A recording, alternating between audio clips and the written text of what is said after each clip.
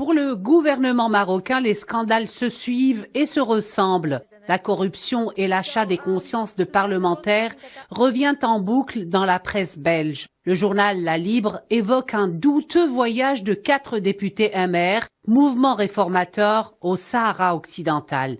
Les faits remontent selon le quotidien à septembre dernier, lorsque les 4 parlementaires bruxellois se sont rendus à Rabat et dans les territoires sahraouis occupés à l'invitation du Parlement marocain et à ses frais. Le journal se questionne sur le but de cette visite, dont une bonne partie s'est déroulée à l'Ayoun, au Sahara occidental occupé, considéré comme territoire non autonome par l'ONU.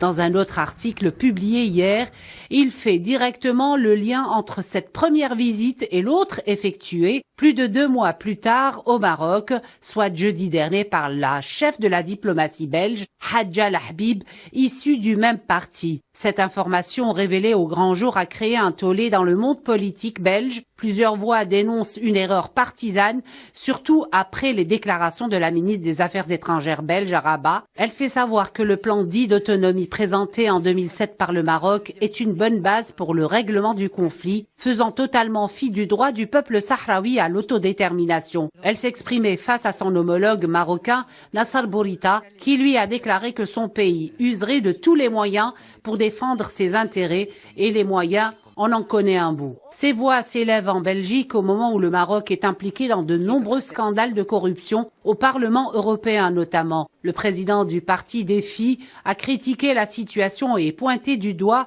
le non-rôle joué par la ministre belge des Affaires étrangères. Et donc des parlementaires se rendent aux frais du Maroc dans le Sahara occidental, territoire dont l'annexion n'est pas reconnue par la Belgique. La ministre des Affaires étrangères approuve-t-elle un tel déplacement qui met notre diplomatie complètement en porte-à-faux? Une autre personnalité politique a aussi fustigé cette affaire sur les réseaux sociaux, John Pitzeys, chef du groupe écolo, devant le Parlement bruxellois. La visite au Maroc des parlementaires n'est pas une mission parlementaire, c'est une visite de parti, une visite partisane qui assume une dimension de diplomatie parallèle.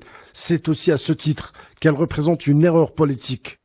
Un autre écologiste a réagi, le député Guillaume Desfossés. Il a fait part de sa stupeur face à cette nouvelle affaire. Si des députés se font offrir un voyage comme les 4 libéraux bruxellois, est-ce que quand ils s'expriment, c'est toujours le parti ou c'est le Maroc?